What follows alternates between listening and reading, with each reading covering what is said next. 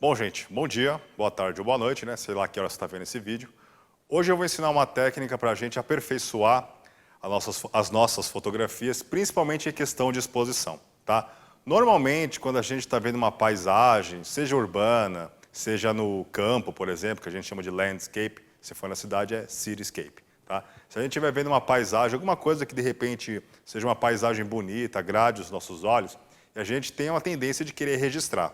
Tá? Vai querer tirar uma fotografia.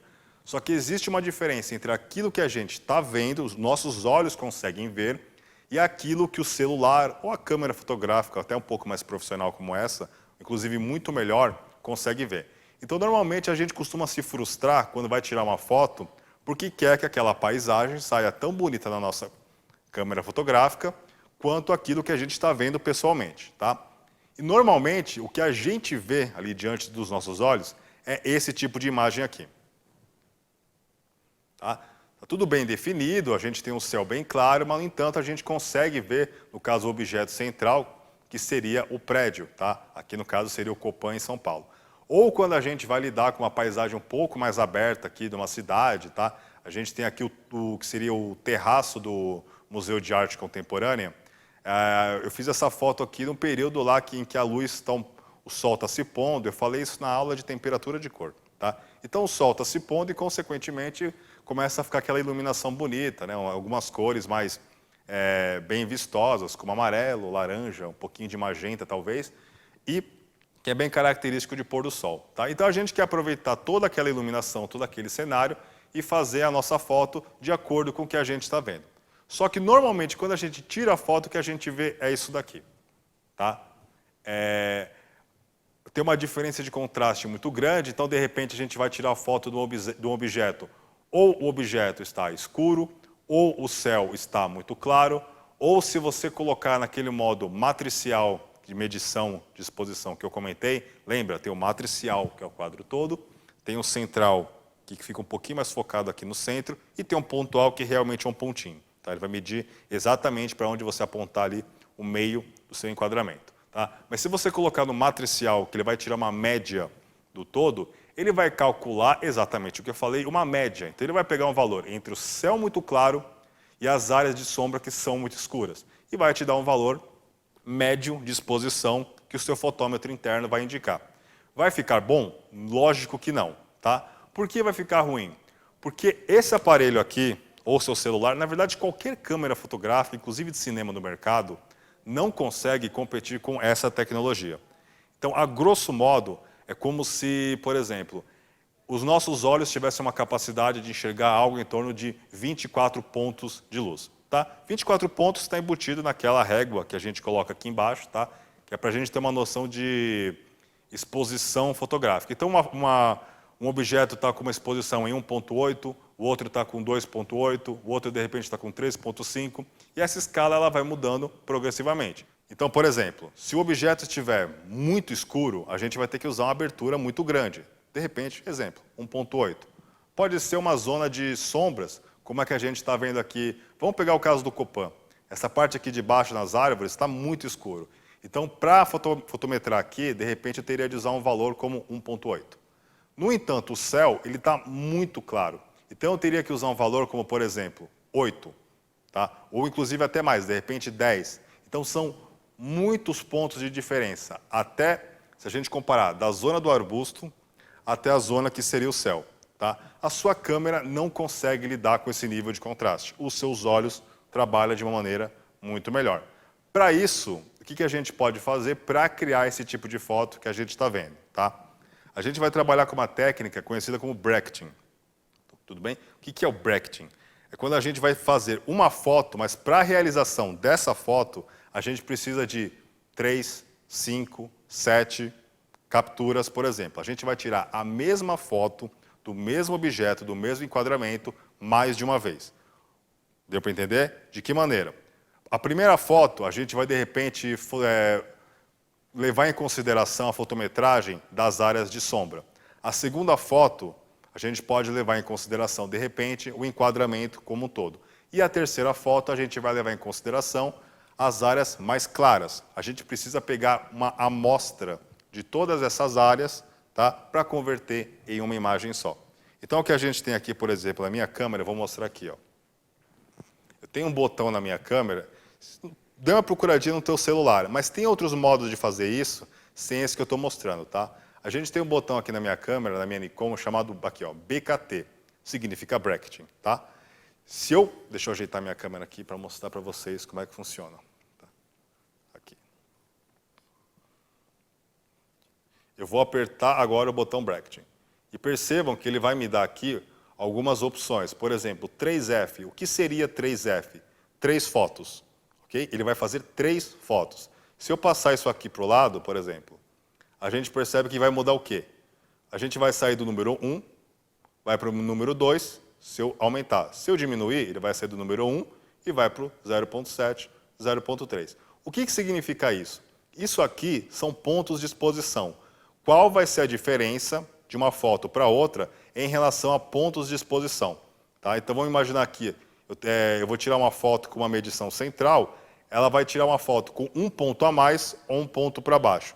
Na verdade, na sua câmera existem modos de você presetar ela para que ela trabalhe ou com 2 valores para baixo, ou com um valor para baixo ou para cima, ou com 2 pontos para cima. Tá? Então eu posso mudar aqui, se a gente vai trabalhar de repente com 2 pontos de diferença, é muita coisa. Isso aqui é uma configuração que eu posso trabalhar em, por exemplo, uma fotografia tenha muito contraste, de repente meio-dia, 1h, em que o sol está mais forte. Okay? Então, outra opção que eu tenho aqui, ó, se eu girar o botão de baixo, começa a mudar o número de fotos. Eu posso fazer isso aqui com 3 fotos, eu posso fazer com 5 fotos, ok? A minha vai no máximo até 5, pelo que vocês estão vendo aqui. Tá? Normalmente, para falar bem a verdade, como eu costumo fazer esse tipo de trabalho, igual essa foto aí do Ibirapuera, estava no final do dia, então não tinha lá tanto contraste de imagem. Então, eu tirei 3 fotos. Mais uma vez, 5 fotos é só se realmente o contraste for muito grande. Meio-dia, 1h, 11 da manhã. Tá? É quando a intensidade do sol está mais forte. Ok? Então, só para mostrar para vocês, se não tiver na sua câmera, de repente, essa opção do bracketing, não tem problema, você pode fazer isso manualmente. O que você vai precisar é o seguinte, não tem como fazer isso na mão. Você vai precisar de um tripé.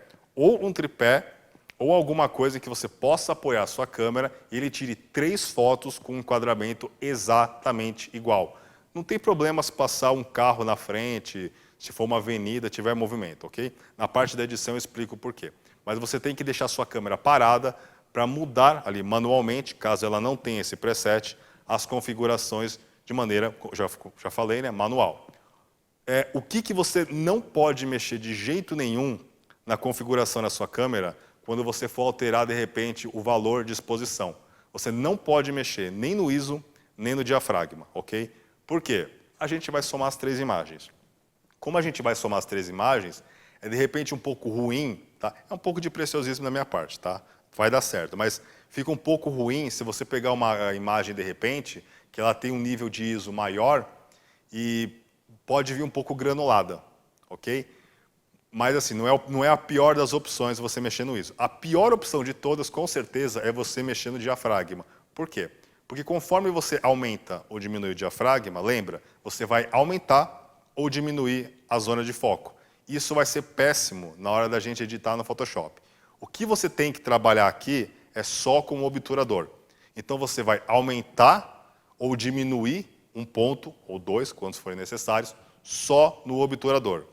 Tanto é que a opção de fábrica aqui da Canon, quando eu coloco ela no modo automático, ou seja, bracketing, então eu vou rapidamente aqui configurar para 3 fotos. Pronto. E aí eu vou diminuir para 1 ponto de diferença. Tá? Eu vou mostrar para vocês o que acontece quando eu tiro do modo manual, que seria single shot, uma foto só, e eu coloco o temporizador. Temporizador é uma coisa que nesse tipo de fotografia ou longa exposição, que eu vou mostrar na próxima aula, é essencial, porque quando a gente aperta o botão, o clique, de repente a câmera no tripé ela dá uma certa tremida. Se você aperta ela em longa exposição, a fotografia vai ser feita com a câmera tremendo um pouquinho. Então, por isso que a gente utiliza o temporizador. Eu dou uns 2, 5 segundos, porque eu aperto o botão e até ela parar de tremer, já deu aí esse intervalinho de 2 a 5 segundos e depois ela vai disparar a foto.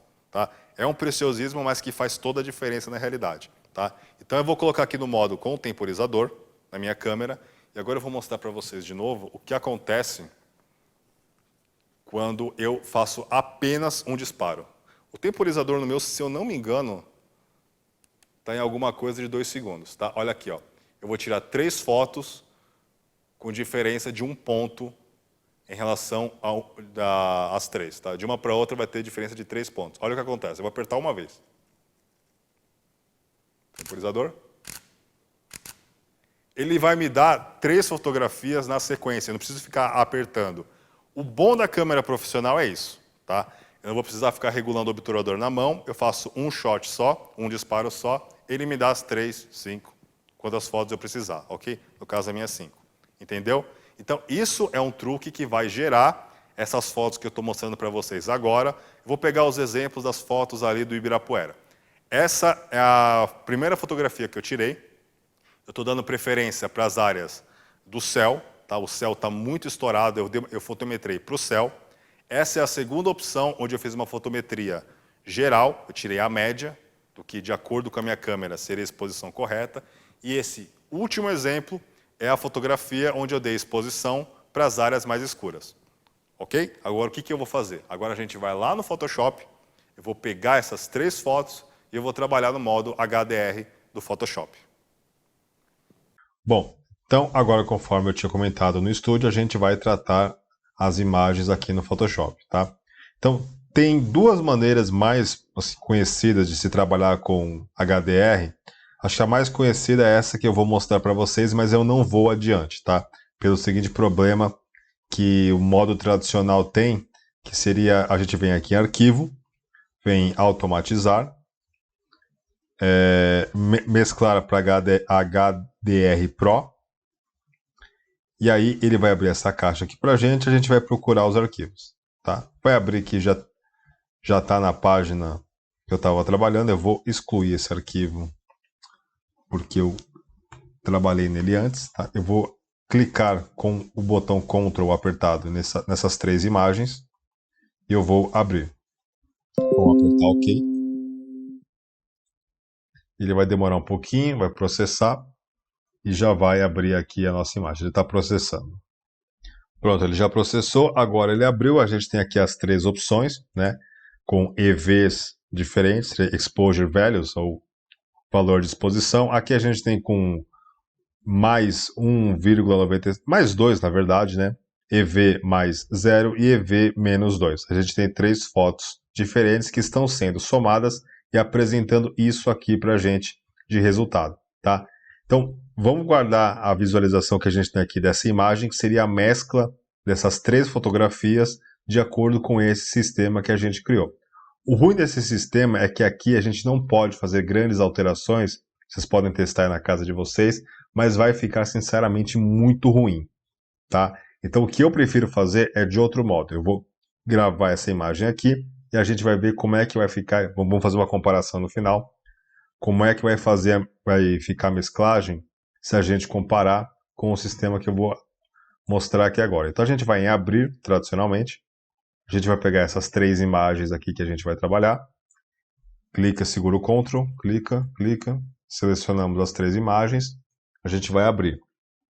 E aí ele vai processar um pouquinho de novo. Também ele vai abrir as 3 imagens no Camera Raw, como a gente está vendo aqui. Ok? E não vai acontecer nada, porque a gente simplesmente abriu as imagens. Tá? Então a gente tem 3 imagens diferentes. Essa aqui, uma exposição média e uma exposição maior.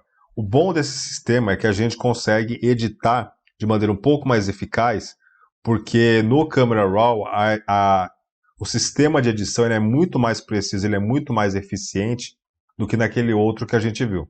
Então aqui, por exemplo, eu vou trazer um pouquinho mais de sombra, eu já tinha trazido na edição anterior, tá? Ele pode vir com o preset assim, ele está um pouco mais escuro. Eu vou trazer um pouquinho mais de sombra. O que está de azul são as zonas aqui onde o preto estaria com marcação de preto absoluto, a gente perde completamente o detalhe. Isso aqui está na aula lá, principalmente de de histograma. Tá aí no canal, quem quiser ver, está disponível para entender um pouquinho melhor o que é esse histograma. O que estiver aqui no caso de vermelho, deixa eu aumentar aqui o realce, é o que está estourando. Tá? Então eu vou tirar o realce dessa imagem, pronto, não tem mais nada estourando 100% branco. E aqui eu vou tirar um pouquinho das sombras até que desapareça completamente as zonas mais escuras. Tá? Eu vou aumentar um pouquinho aqui então. E eu vou, depois de tudo isso, eu vou selecionar as 3 imagens da mesma maneira. Eu vou clicar, segurou Ctrl ou Command se for Mac, Macintosh, né?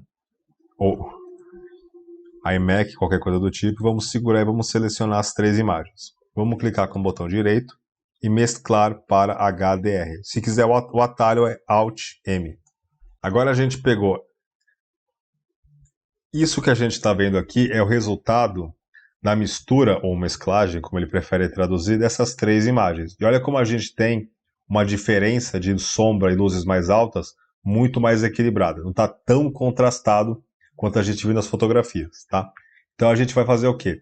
Se certificar de que essas 2 opções aqui, ó, alinhar imagens, esteja selecionado, aplicar configurações automáticas também. Esse The Ghost aqui é para você tentar, às vezes, conforme essa própria imagem acaba sendo um exemplo, a gente fotografa 3 vezes e, por exemplo, aqui nessa avenida está passando vários carros, não tem os mesmos carros, obviamente, na mesma imagem, tá? São 3 fotografias diferentes. Então, pode ser que tenha acontecido, pode ser não, aconteceu nesse caso, uma variação de movimento. Esse The Ghost ele vai eliminar o que pode ser algum tipo de rastro que possa ficar na imagem. Sinceramente, se a gente trabalhar com isso aqui, eu prefiro trabalhar ou no baixa ou na pior das hipóteses no médio, tá? Então, eu vou trabalhar com baixa, porque eu já fiz o teste aqui, eu sei que deu certo. Vamos apertar mesclar. Se for em inglês, se eu não me engano, é merge. Ele vai me dar essa opção aqui porque ele vai criar uma terceira imagem, que é essa que a gente acabou de ver. Tá? Vamos dar salvar. Ele vai criar aqui uma imagem. Já aparece. Pronto. Apareceu aqui para mim. Tá? E eu vou fazer alguns ajustes. Vocês podem fazer o resto dos ajustes da imagem que vocês queiram. Eu já vou mostrar. Eu sempre começo aqui com ótica e arrumo aqui a correção de perfil de lente e remoção de aberração cromática. Primeira coisa que eu costumo fazer. Segunda coisa que a gente pode trabalhar. A gente pode tirar ainda mais aqui o realce para eliminar esse branco aqui. Olha como tem muito branco na imagem. Vamos tirar. Pronto. E aqui tem os pontos azuis que significa que são as áreas com excesso de preto. Vamos tirar um pouquinho aqui. Pronto. Um pouquinho mais de sombra. Pronto. Tá? A gente pode trabalhar na edição como um todo. A gente fica aqui no básico. Ou a gente pode dividir isso aqui e acabar trabalhando com pincel, por exemplo. Outra coisa que eu posso até arrumar agora, já que eu estou no Camera Raw e a gente tem a ferramenta aqui, que seria a remoção de manchas. Aqui a gente tem uma mancha que seria da minha lente, tá? Aqui, ó. O que a gente pode fazer é o seguinte. A gente pode pegar esse band-aid, vir com o cursor aqui em cima, clicar e vamos ver se ele faz bem o trabalho. Se não, a gente faz diretamente no Photoshop. Tá. Aparentemente fez um bom trabalho, removeu aquela mancha que a gente tinha de mofo na minha lente, tá? E aí a gente pode trabalhar também com outras coisas, como por exemplo, ajuste de cores, tá?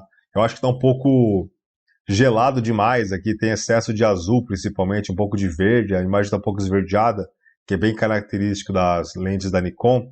Posso puxar um pouquinho, esquentar aqui em temperatura de cor, trazer um pouquinho mais de magenta, por exemplo. Então, esse ajuste de cores na imagem, a gente pode fazer aqui, ajustando o equilíbrio de branco, tá? Ou a gente pode trabalhar aqui no misturador de cores, onde eu posso vir em matriz, saturação ou luminescência, e trabalhar, por exemplo, como eu quero ver aqui mais a região do céu principalmente, eu quero calibrar um pouquinho na região do laranja. Então, eu vou trazer um pouquinho para a esquerda, vamos ver se mexe alguma coisa o violeta, vamos ver se mexe... se altera alguma coisa se eu mexer no canal do azul. Altera, ele dá um contraste bem legal aqui nessa região, tá? Onde está passando esses raios de luz, fica um efeito legal, tá? Mas no meu caso, vocês podem continuar trabalhando aqui, vocês podem tentar saturação, tentar matiz, tá? Que seria a cor, Mas no meu caso, eu prefiro trabalhar não só isso, como a questão também da textura, claridade, principalmente nitidez, direto no Photoshop, tá? Eu vou mostrar o porquê. Mas vocês podem trabalhar aqui, vocês podem trabalhar com pincel, por exemplo, dividir isso aqui na metade. Vocês podem já aqui mesmo dar um crop nessa imagem, ó. Essa partinha aqui da mureta, eu não quero na minha imagem final. Então eu posso eliminar aqui mesmo. Deixa eu ver aqui esse enquadramento um pouco mais retangular, tá? Deixa eu ver, vou dar OK. Pronto. Aí de repente tem que fazer o ajuste, dependendo se essa imagem ela vai para o Facebook, é um formato, se vai para o Instagram, um formato um pouco mais quadrado, tá? Preferencialmente.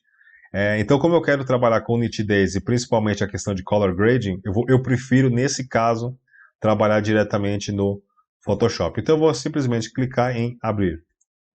E ele vai abrir aqui direto no meu Photoshop e eu posso continuar com a edição. A imagem vai aparecer aqui, tá?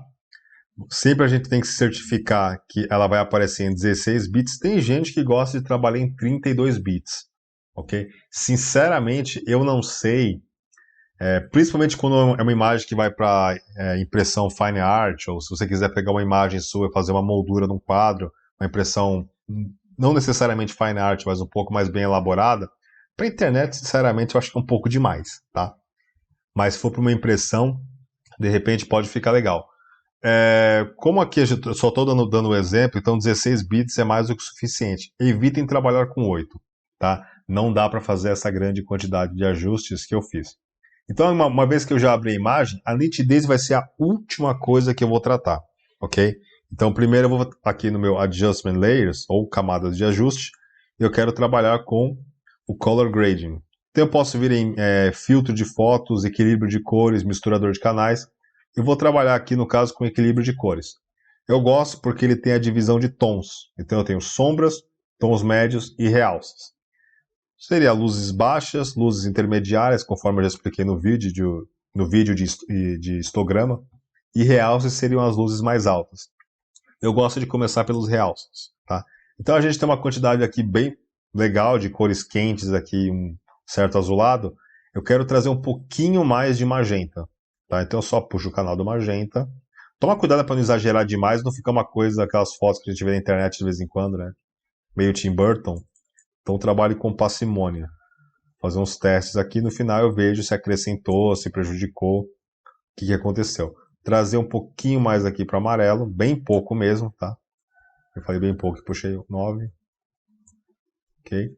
Vamos nas sombras, vamos tentar puxar um pouquinho de azulado, ver como é que fica. Tá? Um pouquinho aqui também de ciano.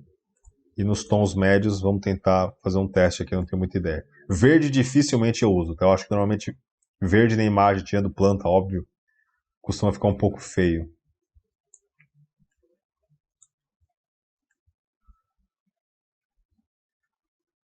Trazer um pouquinho de amarelo. Ok. Aqui está o efeito aplicado.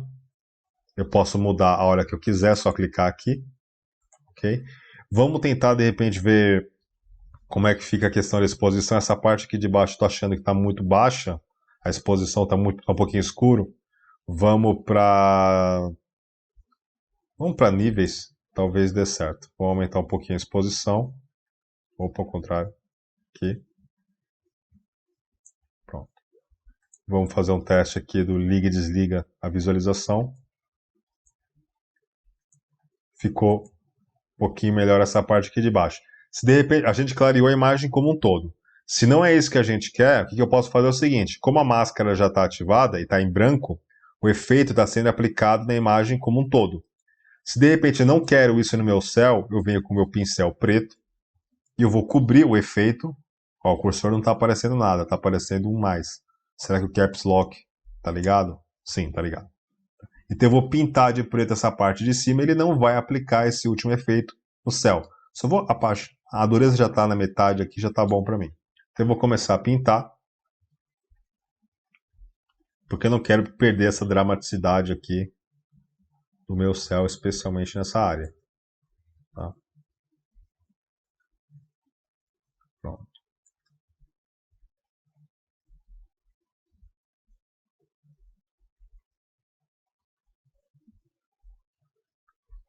Pintei aqui, vamos ver a diferença.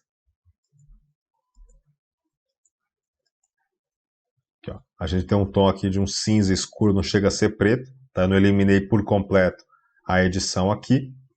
Eu só vou passar um pincel preto nessa região, branco nessa região, que eu acho que eu invadi um pouco. Pronto. Aqui nessa parte de baixo o efeito continua sendo aplicado, ok? Eu vou, só para deixar um pouquinho mais limpo isso aqui, mesclar todas as camadas para baixo, aperto com o botão direito, mesclar camadas visíveis. Pronto. Só faz isso quando vocês têm que realmente ter certeza de que até agora os efeitos aplicados não vão ser mais alterados, tá? Se não for o caso, você pode deixar aqui mesmo, você pode criar uma outra pasta, de repente, clica com segura do Ctrl, seleciona essas duas camadas de edição, vamos criar uma pasta, por exemplo. A gente escreve aqui, sei lá, cores e luz, tá? E agora eu vou aplicar, é o último passo, tá? Vocês podem continuar brincando na edição de vocês, tentar fazer muito mais coisa. Eu vou utilizar a técnica, aqui eu vou um pouquinho mais rápido, eu não vou parar tanto, senão o vídeo vai ficar muito longo, tá? Então, quem quiser de maneira um pouco mais assim detalhada essa técnica de nitidez que eu vou mostrar agora, tem um vídeo só sobre isso. Se quiser, eu deixo o link aqui na descrição. Tá? Então, eu vou um pouquinho mais rápido nessa parte. Eu vou clicar com Ctrl J, eu vou duplicar a camada, eu vou desaturar essa camada aqui, eu vou em editar, imagem, ajustes, aqui embaixo, remover saturação, vai ficar preto. Aí eu vou para o modo de mesclagem e coloco em sobrepor. Tá? Em inglês, se não me engano, eu acho que é overlay. Uma vez que eu fiz isso, eu vou clicar com o botão direito e vou transformar em objeto inteligente. Por que objeto inteligente? Porque eu vou fazer uma edição agora utilizando filtros que ele não me dá a mesma opção nas camadas de ajuste de reeditar caso eu me arrependa. Então eu vou aqui em filtro. A maioria das pessoas utilizaria o tornar nítido e máscara de nitidez. Mas eu vou aqui em outros e alta frequência, ou High Pass Filter. Vou clicar aqui e aí eu vou aplicar esse efeito baseado nas nuvens aqui na região onde está o Sol, aqui mais ou menos. Tá? Até a hora que eu começar a perceber uns traços internos aqui na nuvem, para mim tá bom. Eu acho que está muito exagerado. Aqui já estou tendo um preview aqui do lado, ótimo. Deixa eu ver. Acho que tentar aqui na casa dos 15, talvez. Não, calma, demais. Aqui. Casa dos 13, quase 14. Se eu me arrepender, eu posso voltar. Vou dar OK. Aqui tá o filtro. Se eu me arrepender, é só clicar 2 vezes em cima. Eu posso continuar editando. E aí eu vou criar uma máscara, por quê? A parte aqui de baixo ficou com muita nitidez, eu não gostei. Eu acho que ficou forçado demais. Então o que eu vou fazer é o seguinte, eu vou pegar e vou pintar essa parte aqui de preto, que é para cobrir o efeito aqui embaixo, tá? Não necessariamente de preto, mas talvez aqui com uma opacidade em 50% já dê para tirar bastante do efeito, tá? Então eu vou pintar aqui de preto, aumentar só um pouquinho, opa, aí, e tirar um pouco da dureza. E aí eu começo a pintar aqui, e aí começa a aparecer o cinza aqui, ele está eliminando a nitidez dessa região. Posso invadir um pouquinho aqui o céu sem ter medo dos contornos dos prédios, né, do terraço aí, dos terraços, no caso dos prédios, porque não me interessa tanto essa parte superior aqui do céu. O que me interessa mais é o efeito de nitidez aqui nessas nuvens, tá? Então eu já passei aqui, ó, deu para ver que ele eliminou não completamente, mas bastante do efeito. Vamos ver. Ainda tem um pouquinho de nitidez aqui. Para o meu gosto, tá bom. O principal é vocês perceberem nessa região aqui. Deixa eu até dar um zoom. Aqui, ó. Aqui tá com efeito. Aqui tá sem efeito. E parece ter um blur na imagem, mas é o natural da imagem mesmo. Se eu clicar no efeito de nitidez, parece que dá um pouco mais de peso, um pouco mais de textura. Na minha opinião, fica um pouco melhor. Ok? Então, deixa eu colocar isso daqui para dentro. E agora a gente vai ver a imagem com os efeitos que eu apliquei no Photoshop e como ela veio direto do Camera Raw. Isso aqui é com o efeito, isso aqui é como ela veio. Tá?